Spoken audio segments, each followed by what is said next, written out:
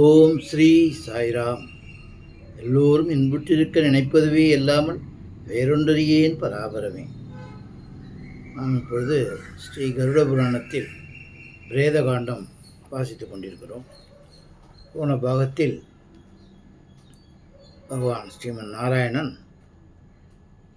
கருடனுக்கு சொல்வதில் தானங்களை செய்ய வேண்டிய முறைகளையும் அத்தானங்களால் ஏற்படும் பயன்களையும் பற்றி சொல்ல ஆரம்பித்தார்.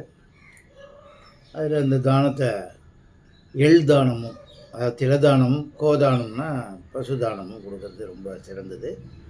அதுவும் ஜீவன் மரிக்கிற காலத்தில் கொடுத்தாக்க ரொம்ப உத்தமம். அப்படி இல்லை கிரகண காலத்தில் கொடுக்கலாம் அப்படின்னு சொல்லி போன பாகத்தில் முடிச்சிருந்தோம். மேற்கொண்டு பார்ப்போம். ஓ வைனதேயா, எந்த மனிதனும் தான் இன்பமாயும் மகிழ்ச்சியாயும் வாழும் காலத்திலேயே தனக்கான தான தர்மங்களை செய்து கொள்வது நல்லது. அவ்வாறு தானம் செய்ய விரும்புவோனுக்கு புத்திரன் இருந்தால் அவனிடம்தான் தனக்காக தானம் செய்ய விரும்புவதை சொல்லி அவனுடைய ஒப்புதலை பெற்ற பிறகே தானத்தை செய்தல் வேண்டும். ஒருவன் மரிக்கும் காலத்தில் திலத்தையும் இரும்பையும் லவணத்தையும் பருத்தியையும் தானியத்தையும் பொன்னையும் பூமியையும் கோவையும் அதாவது பசுவையும் தானம் செய்தால் மிகவும் நல்லது, மிகவும் விசேஷமானது. எண்ணெயும் அதாவது எள்ளையும் இரும்பையும் தானம் செய்தால் யமதர்வன் மகிழ்ச்சி அடைவான். லவண தானம் செய்தால் இறப்பவனுக்கு யமனிடத்தில் பயம் உண்டாகாது. யமன்னா அது உப்பு. பருத்தி தானத்தை செய்தால் யமதூதர்களிடத்தில் பயம் உண்டாகாது. பருத்தி தானத்திற்கு முன்பு சொன்னதை தவிர இந்த பயனும் உண்டு. தானியங்களை தானம் செய்தால் கூற்றுவனும் அவனது தூதர்களும் மகிழ்ந்து, கூற்றுவன்னா யமன், மகிழ்ந்து ஜீவனுக்கு வேண்டியவற்றையெல்லாம் வழங்குவார்கள்.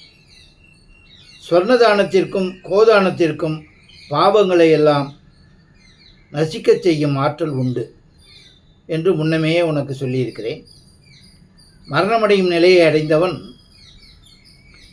நம்மையே தியானித்து, அதாவது பகவானையே தியானித்து நமது திருநாமங்களையே உச்சரிப்பானாகில் அவன் நிரதிசய இன்ப வீடாகிய நமது வைகுண்ட லோகத்தை அடைவான்.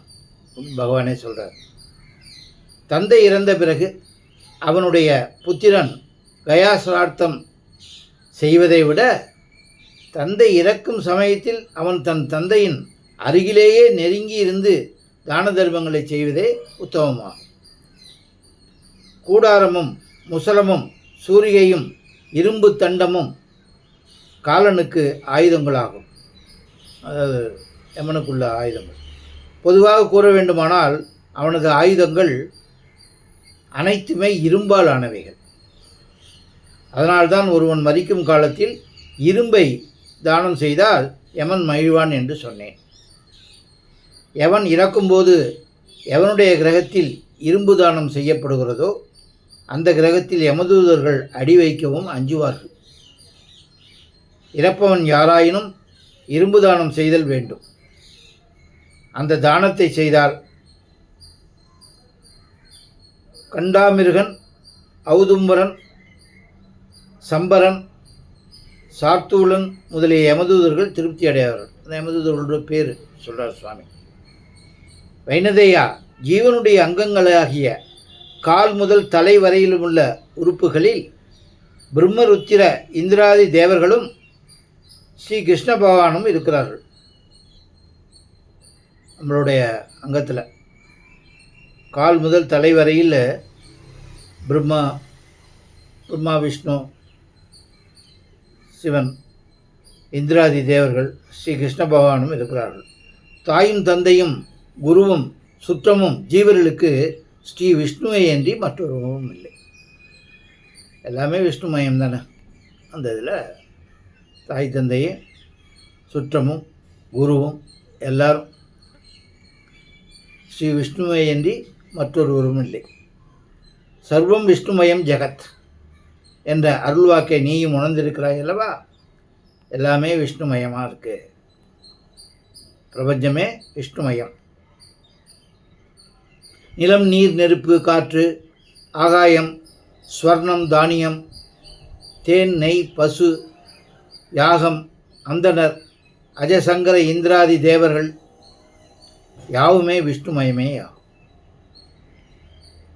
ஒன்றை கொடுப்பவனும் வாங்குவனும் பிறகு யாவரும் யாமே என்று வேறொன்றும் இல்லை. எல்லாமே பகவான் தான் அப்படிங்கிறது தான்.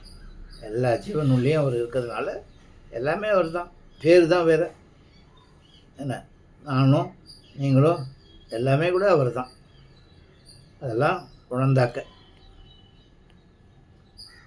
இல்லை பெரியவங்க மூலியமாக நம்ம அறிஞ்சிக்கிட்டாக்க, அதை புரிஞ்சுக்கிட்டாக்க, ஜீவர்கள் பூர்வத்தில் செய்த கர்மத்தை அனுசரித்து பாப புண்ணியங்களில் அவர்களது புத்தியை நாமே நாடச் செய்கிறோம். எல்லாம் நம்ம செஞ்ச பாவ புண்ணியத்தோட கர்மா கணக்கு தான். புண்ணியம் செய்தவன் சொர்க்கம் அடைவான், பாபம் செய்தவன் ரகத்தை அடைவான். தானச்சிறப்பும் உயிர் பிரியும் விதமும் பற்றி பகவான் சொல்கிறார். ஜகத்காரணரான ஸ்ரீமன் நாராயணர் கருடனை நோக்கி, வைனதேயா, என்னை ஆராயித்து எனது புண்ணிய சேத்திரங்களில் தான தர்மம் செய்பவன் புண்ணியங்களை அதிகமாக அடைவான். மாய்ந்து போன ஜீவனை குறித்து பூமி தானம் செய்தால் பூமியானது எத்தனை அடிகள் ஆழமாக இருக்கிறதோ அத்தனை ஆண்டுகள் அந்த ஜீவன் சொர்க்கலோகத்தில் வசிப்பான். மாரடி தானம் செய்தால் குதிரை மீதேறி நல்லுலகு சேர்வான் என்பது மட்டுமல்ல, அவன் செல்லும் மார்க்கத்தில் முள் முதலியவற்றால் துன்பம் ஏதும் அடையாமல் செல்வான். மாரடின்னா அதான் அந்த நம்ம செருப்புன்னு சொல்கிறோம் இல்லையா, அந்த பாத அடி. குடை தானம் செய்தால் நிழலுள்ள பாதை வழியாக யமபுரம் செல்வான். மழை வந்தாலும் அதனால் இன்னலுறான். குடை எப்படி வெயிலுக்கும் மழைக்கும் பாதுகாப்பாக இருக்கோ அதேமாரி அங்கே இருக்கும். தீபதானம் செய்தால் இருள் வழியில் பிரகாசத்தோடு செல்வான்.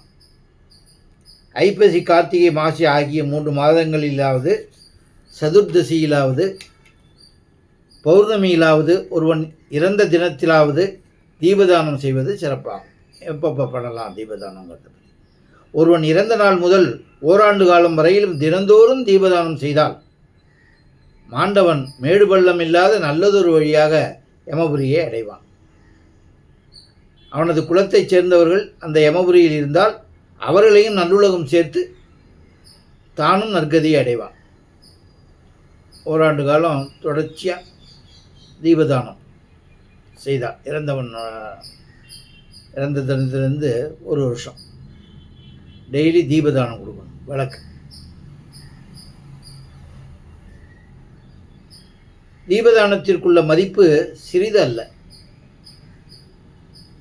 பிரமாலயத்திலும் தேவாலயத்திலும் வடக்கு முகமாவது கிழக்கு முகமாவது தீபம் வைக்க வேண்டும். தீபதானம் செய்வன் தனக்கு எதிர்முகமாக தீபத்தை சுடர்விட்டெறிய செய்து கொடுக்க வேண்டும். விளக்கை ஏற்றி கொடுக்கணும். மனிதனாக பிறந்தவன் என்றாவது ஒரு நாள் இறந்தே தீர வேண்டும் என்பதை உணர்ந்தவன் மேலே சொல்ல தானங்களை தனக்குத்தானே செய்து கொள்ள வேண்டும். இறந்த ஒன்று நம்மளுக்கு வேண்டியவங்க பண்ணுறது உண்டு இல்லை. நம்ம இருக்கும்போதே கூட இதெல்லாம் பண்ணலாம் அப்படின்னு சொல்லி பகவான் சொல்கிறார்.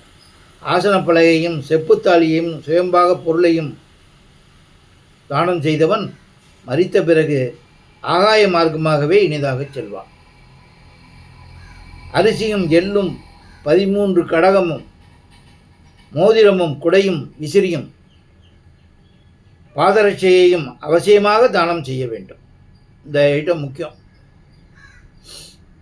அரிசி, எள்ளு, 13 கடகம், மோதிரம், குடை, விசிறி. யானை, குதிரை இவற்றை தானம் செய்தால் விசேஷமான புண்ணியம் உண்டாகும். நம்ம சுவாமி சொல்கிறார், எருமைக்கிடாவை தானம் செய்யும்போது அதனுடன் ஏராளமான பொருள்களையும் தானம் செய்வது மிகவும் சிறப்பாகும். வெற்றிலைப்பாக்கு, புஷ்பம் ஆகியவற்றை தானம் செய்தால் யமதூதர்கள் மகிழ்ச்சி அடைந்து ஜீவனை வருந்தச் செய்ய மாட்டார்கள். ஆடைகளை தானம் செய்தால் கார்மேகம் போன்று கருத்த மேனியும் பிறை போன்ற கடைவாய்ப்பற்களும் செம்பட்டை ரோமமும் அச்சந்தரும் பயங்கர உருவமும் கொண்ட யமதூதர்கள் ஜீவனின் முன்பு நல்ல உருவத்துடன் தோன்றுவார்கள் ஆடைகளை தானம் செய்தால். அதனால் என்னென்ன தானம் பண்ணால் என்னென்ன பலன் அப்படிங்கிறத பகவான் கருடனுக்கு சொல்கிறார். அது ஒருவன் இறந்த பிறகு அவனுக்கு வேண்டிய மனம் யார் கர்த்தாவோ அவர்கள் செய்வதற்கு அவரவர்கள் இருக்கும் பொழுதே தானம் செய்தால் இன்னும் விசேஷம் என்பதையும் பகவான் குறிப்பிடுகிறார். இந்த பாகத்தை முடித்து பிறகு பார்ப்போம். ஓம் ஜெய் சாய்ராம்.